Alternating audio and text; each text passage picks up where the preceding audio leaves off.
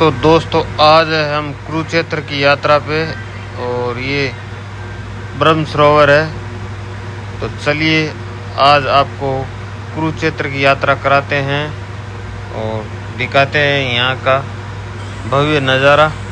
तो दोस्तों ये है अर्जुन का रथ का स्टैचू और इसमें सारथी है भगवान कृष्ण। ये पूरा ब्रह्म सरोवर है दोस्तों। और चलते हैं आगे। ये है शिव मंदिर। तो आपको दिखाते हैं शिव मंदिर का दृश्य। उसके बाद में जाएंगे हम आगे अगली लोकेशन पे, वो है ज्योतिसर। यहाँ से 4 से 5 किलोमीटर है ज्योतिसर, वहाँ जाएंगे। तो दोस्तों अभी आ गए हम ज्योतिसर। तो चलिए चलते हैं और दिखाते हैं आपको।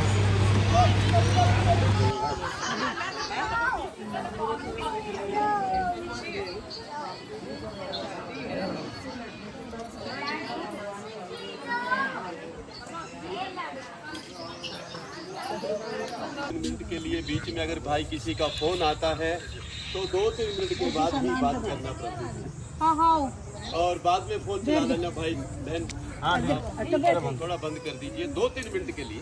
उसके बाद आप जितनी मर्जी बात कीजिए, किसी को मनाही नहीं है प्रभु जी। तो आज हम जिस पवित्र भूमि पर आए हैं, इस पवित्र भूमि का नाम है ज्योतिसर। ज्योति मैंने प्रकाश, यानी के भगवान कृष्ण जी ने यहाँ पर ज्ञान का ज्योति जलाया गया और इस सरोवर को हम बोलते हैं ज्ञान का सरोवर, और इसका मिलके बना फिर ज्योतिसर।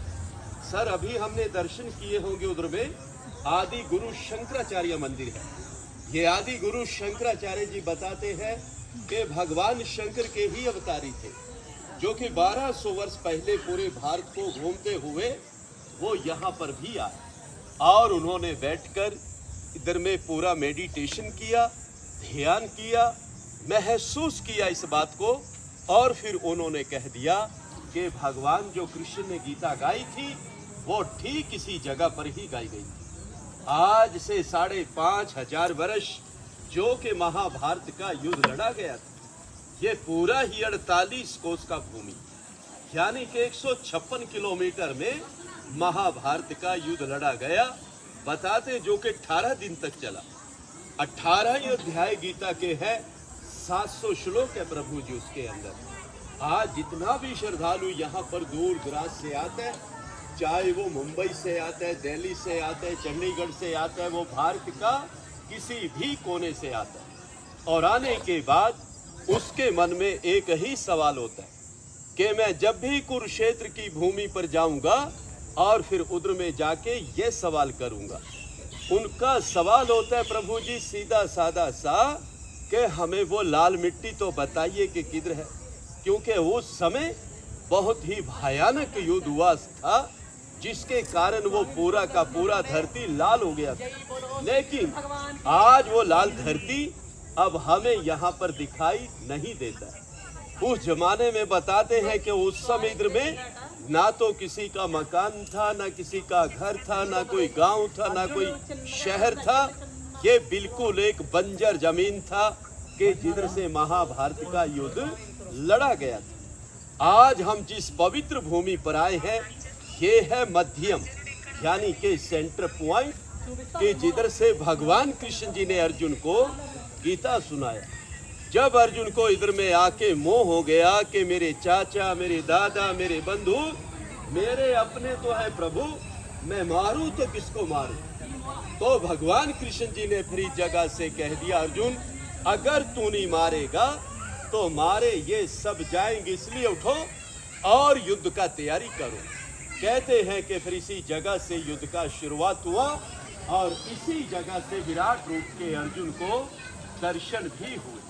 भगवान कृष्ण जी ने जब उनको दिव्य दृष्टि देकर अर्जुन को पूरे का पूरा ही ब्रह्मांड दिखा दिया था कि अर्जुन अब तू पूरा ब्रह्मांड देख सकता है, मैंने तेरे को दिव्य दृष्टि दे दिया।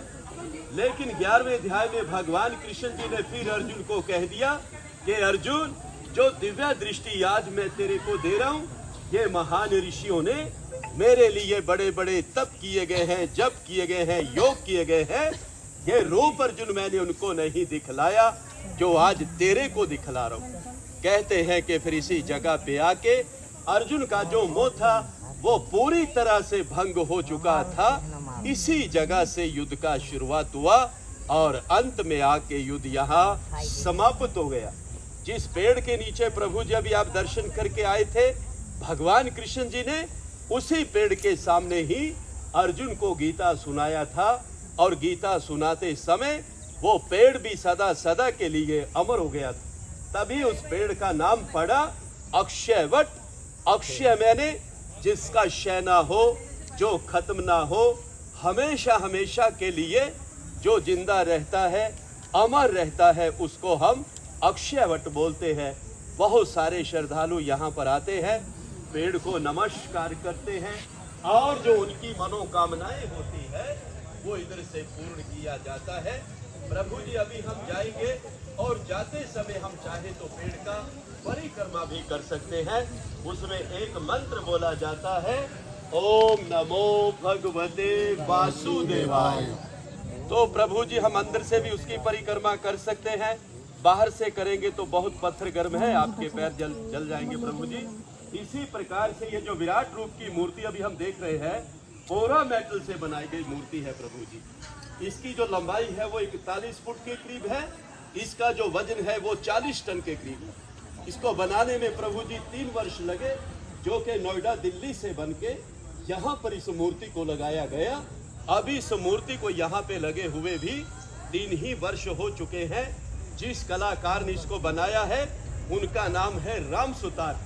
सबसे पहले जो इधर वाला फेस है वो भगवान परशुराम जी का है, फिर हनुमान जी का है, फिर है ग्रीव, ब्रह्मा जी हैं, भगवान कृष्ण जी हैं, शंकर जी हैं, गणेशा जी हैं, नरसिंह है और लास्ट में राजा बलि है। 10वां जो अवतार माना जाता है वो शेषनाग के रूप में भी प्रभु जी माना जाता है, विष्णु के रूप में भी माना जाता है प्रभु जी। ऐसा इधर का जानकारी है। आप अपनी तरफ से इस सेवक को जो भी अपनी तरफ से सेवा देना चाहेंगे प्रभु जी, आप इस सेवक को सेवा दे सकते हैं। सुनने के लिए, समय के लिए आप सभी का बहुत बहुत धन्यवाद। बोलिए कृष्ण भगवान की जय, भारत माता की जय।